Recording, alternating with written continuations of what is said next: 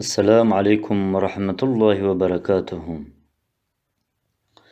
Chers frères, chers auditeurs, suite de la lecture de l'ouvrage La 23e parole, avec au commencement le second chapitre qui contient 5 approches relatives au bonheur et au malheur de l'homme. Nous allons, Inch'Allah, lire les 2 premières approches à partir de la page 27 jusqu'à la page 39. Bismillahirrahmanirrahim.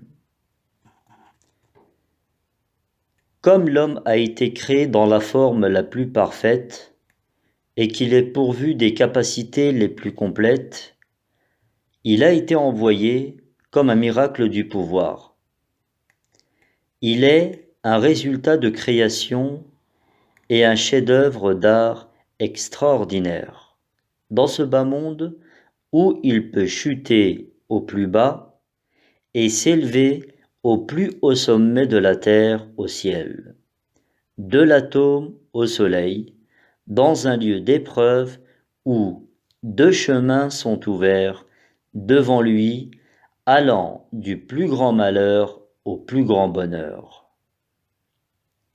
Voilà, nous allons expliquer en 5 approches le mystère de cette ascension et de cette chute impressionnante. Première approche. L'homme a besoin de la plupart des espèces et il est en contact avec elles. Ses besoins sont dispersés partout et ses désirs sont répandus jusqu'à l'éternité. Comme il souhaite une fleur, il souhaite aussi le printemps extraordinaire. Comme il désire un jardin, il désire aussi le paradis éternel. Comme il désire ardemment voir un ami qui lui manque, de même il désire voir le beau glorieux. Comme il a besoin d'ouvrir la porte de l'au-delà, où habite un de ses bien-aimés, pour lui rendre visite, il a aussi besoin de se réfugier dans la cour du Tout-Puissant absolu, qui fermera la porte de ce gigantesque bas monde et qui ouvrira celle de l'au-delà, le monde des merveilles. En supprimant le monde, il le reconstruira et le remplacera par l'au-delà pour que l'homme rende visite à 90% de ses amis qui sont partis pour le monde intermédiaire et pour qu'il ne se trouve pas coupé de tous ses liens éternels. Voilà. Dans cet état, le vrai adoré pour l'homme ne peut être que le Tout-Puissant glorieux, le miséricordieux beau et le sage parfait qui détient les rênes de toutes choses dans son pouvoir. Il possède le trésor de toutes choses. Il voit tout. Il est présent en tout lieu. Il n'est pas lié à l'espace. Il est exempt de toute faiblesse. Il est infaillible. Il est au-dessus de toute défaillance. Parce que celui qui satisfera les besoins illimités de l'homme ne peut être que celui qui possède un pouvoir illimité et une science infinie. De ce fait, c'est lui qui est seul digne d'adoration. Voilà, ô homme, si tu es son serviteur dévoué, tu gagneras un rang au-dessus de toutes les créatures. Si tu renonces à l'adoration, tu seras un misérable serviteur face à des créatures impuissantes. Si tu te fies à ton égoïsme et à tes capacités en délaissant la confiance et la prière, si tu t'enorgueillis et tu dévies vers la prétention, alors, en ce qui concerne la bonté et l'invention, tu t'abaisseras plus que l'abeille et la fourmi, et tu seras plus faible que l'araignée et la mouche. En ce qui concerne le mal et la destruction, tu seras plus lourd que la montagne, tu seras plus nuisible que la peste. Ô homme, il y a deux aspects en toi. Premier aspect, celui de l'invention et de l'existence, du bien, du positif et de l'action. Deuxième aspect, celui de la destruction et du néant, du mal, de la négation et de la passivité.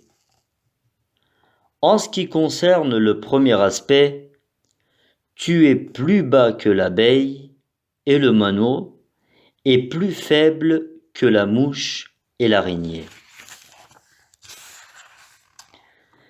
Quant au second aspect, tu dépasses la montagne, la terre et les cieux. Tu portes le fardeau qu'ils ont refusé, reconnaissant leur impuissance.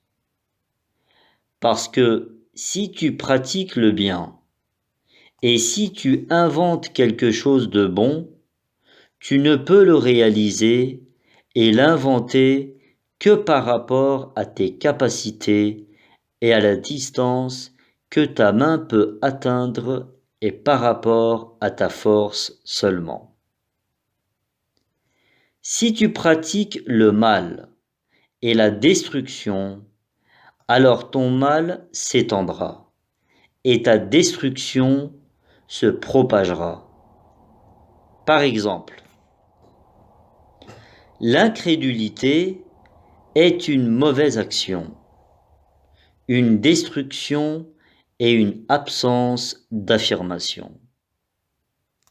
Mais cette seule mauvaise action implique le mépris de toutes les créatures, fausse tous les bons noms divins et dénigre toute l'humanité. Parce que ces créatures ont un rang élevé et un devoir important. Elles sont les lettres seigneuriales, les miroirs glorieux et les serviteurs divins. Quant à l'incrédulité, en rabaissant ces êtres de leur rang de miroirs, de serviteurs et de signes, comme elle les fait descendre au niveau bas de l'absurdité, des jeux de hasard, des matières sans valeur, dénuées d'importance, éphémères, changeants et vite périssables avec la destruction de disparition et de séparation, elle nie et méprise les noms divins dont les ornements, les manifestations et les beautés sont vus dans les miroirs de toutes les créatures et de tout l'univers. L'incrédulité jette à un rang plus bas, plus faible, plus impuissant, plus pauvre que celui du dernier des animaux éphémères. L'humanité qui signifie l'œuvre poétique de sagesse proclame très bien les manifestations de tous les noms sacrés et divins. Et c'est un miracle énorme de pouvoir ressembler à un noyau contenant les membres d'un arbre éternel qui serait le possesseur du grade d'un vicaire de Allah sur terre, dépassant le sol, le ciel et la montagne, après avoir pris à sa charge le plus grand dépôt. Il gagne l'épreuve de supériorité contre les anges. L'incrédulité réduit cette humanité au rang d'une tablette ordinaire, insignifiante, confuse et vite périssable. En somme, l'âme qui désire le mal peut commettre d'innombrables crimes du point de vue de la destruction et du mal. Mais son pouvoir est limité et partiel dans l'innovation et le bien. Oui, l'homme détruit une maison en un jour, mais il ne peut la construire en 100 jours. Cependant, s'il renonce à l'égoïsme, s'il sollicite le bien et l'existence à l'aide divine, s'il renonce au mal, à la destruction et à l'égocentrisme, en demandant pardon, s'il devient un très bon serviteur, alors il reflètera le secret de Yubaddilullahu sayi'atihim hasanatin. Son infinie possibilité de mal se transformera en infini potentiel de bien. Il prendra la valeur de la meilleure forme de la création. Voilà, ô homme insouciant, vois la vertu et la générosité de l'être absolu qui, bien que ce soit juste d'écrire un péché comme 1000 et bien, comme 1 ou rien, écrit un bien comme 10, parfois 70, parfois 700 ou 7000. Comprends également, à partir de cette approche, que entrer dans ce terrible enfer-là, c'est le châtiment de l'action, la justice elle-même. En revanche, entrer au paradis, c'est une faveur.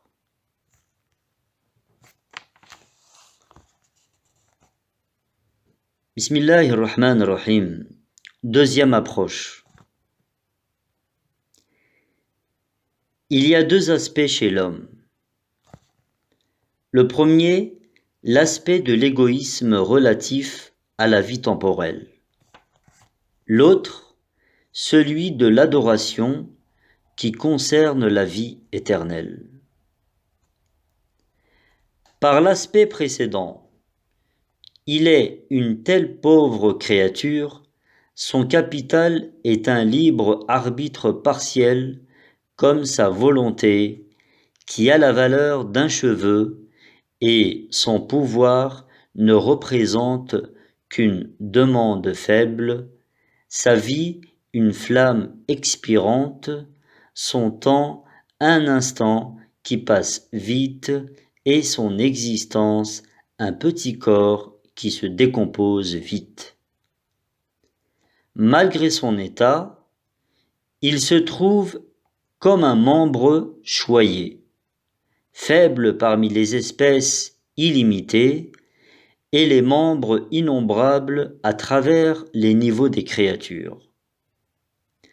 Concernant le deuxième aspect, surtout du point de vue de l'impuissance et de la pauvreté qui sont dirigés vers l'adoration, l'homme jouit d'une très grande largesse. Il a une très grande importance, parce que le Créateur a inclus dans la nature spirituelle humaine une grandiose impuissance sans fin et une énorme pauvreté illimitée pour que l'homme soit un vaste miroir reflétant totalement les manifestations d'un Tout-Puissant miséricordieux, dont le pouvoir est sans fin, d'un autosuffisant généreux, dont l'autosuffisance est illimitée. Oui, l'homme ressemble à un noyau. Il a été attribué à ce noyau des facultés spirituelles importantes par le pouvoir divin et un programme délicat, et de valeur par le destin pour qu'il atteigne l'état parfait lui convenant, en demandant à son Créateur, par son propre langage, de devenir un arbre en poussant sous la terre et en entrant dans le vaste monde de l'air.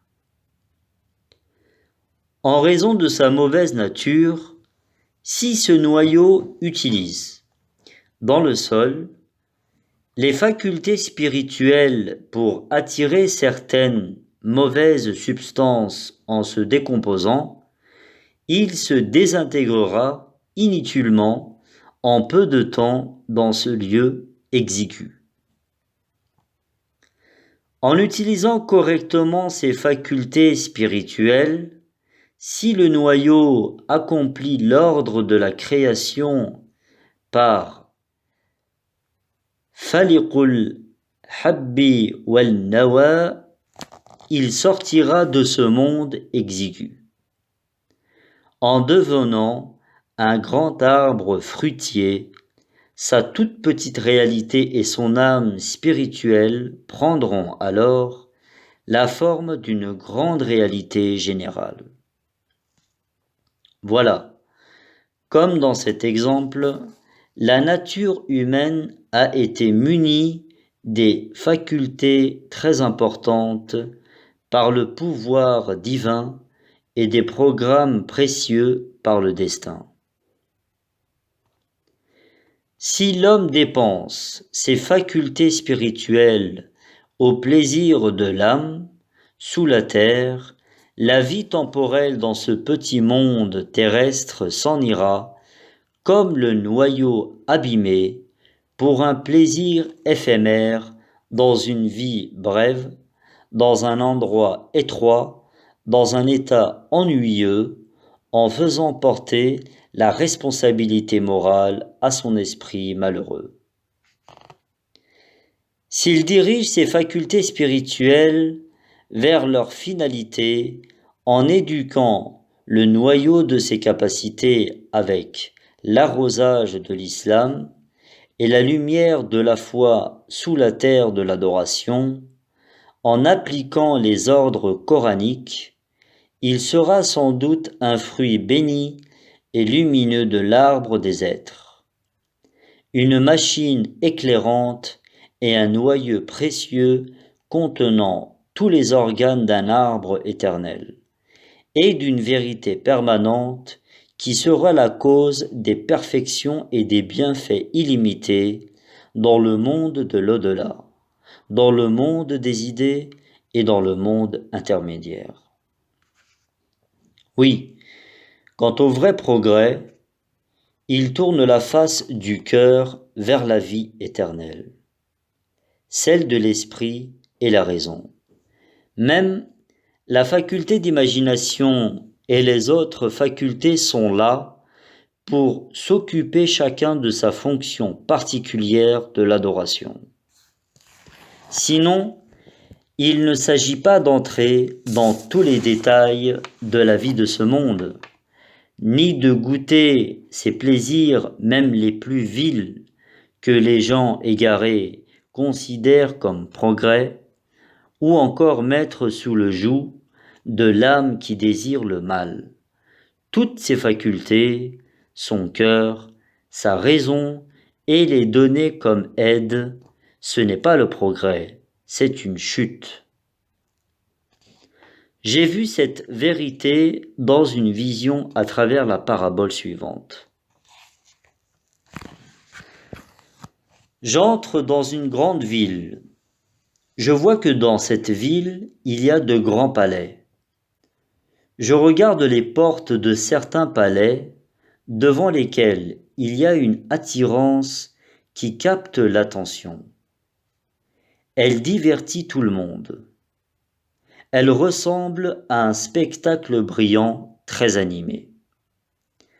J'ai remarqué que le maître de ce palais-là est devant la porte. Il s'amuse avec le chien et il l'aide à jouer. Les dames mènent des discussions frivoles avec de jeunes étrangers. Quant aux jeunes filles aussi, elles préparent les enfants à jouer. Le portier, enfin, en ayant l'air de les commander, prend le rôle d'un acteur. Alors, j'ai compris que l'intérieur d'un tel grand palais est vide. Les fonctions sensibles sont inoccupées. Leur morale a chuté. C'est pourquoi ils ont pris un tel aspect devant la porte. Puis, je suis passé et j'ai rencontré encore un autre grand palais. J'ai vu qu'il y avait un chien fidèle devant la porte, un portier tranquille, sévère et rustique, et une situation calme. La curiosité m'a pris. Pourquoi celui-ci et celui-là sont-ils différents l'un de l'autre? J'y suis entré. J'ai regardé et j'ai vu que son intérieur était très animé. Dans les appartements, les uns au-dessus des autres, les gens du palais sont pris par des fonctions importantes. Les hommes du premier appartement s'occupent de la gestion et des affaires du palais. Dans l'appartement du dessus, les filles et les enfants font des leçons de lecture. Encore au-dessus, les dames s'occupent de beaux-arts et de belles décorations.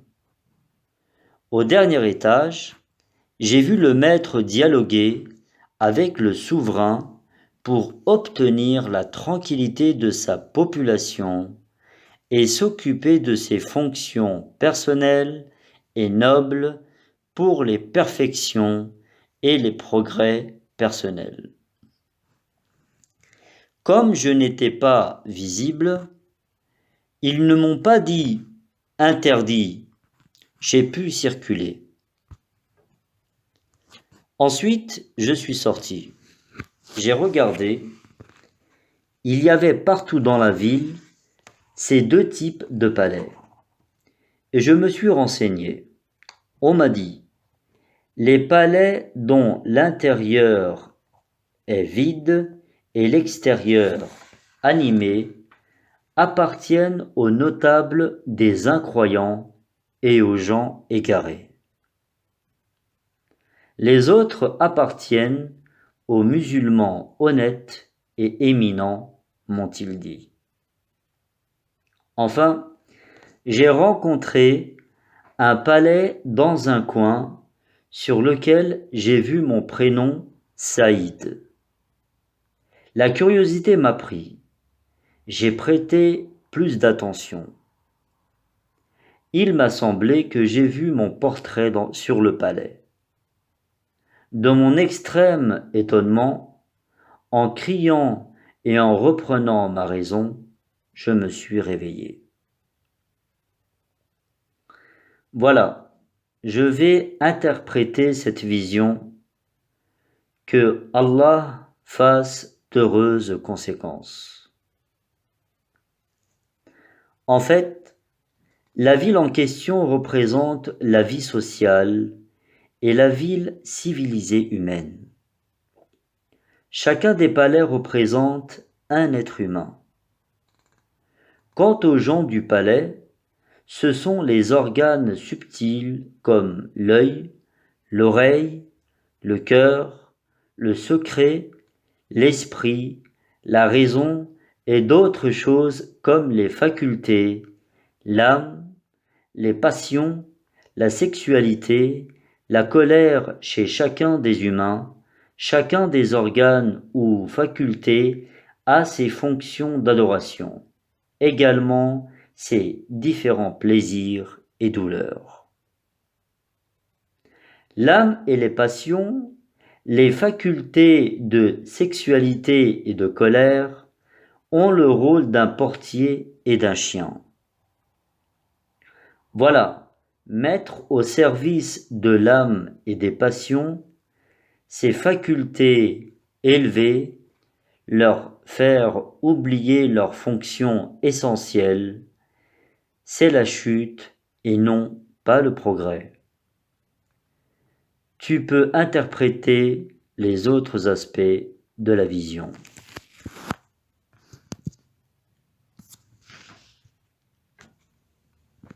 Al-Fatiha.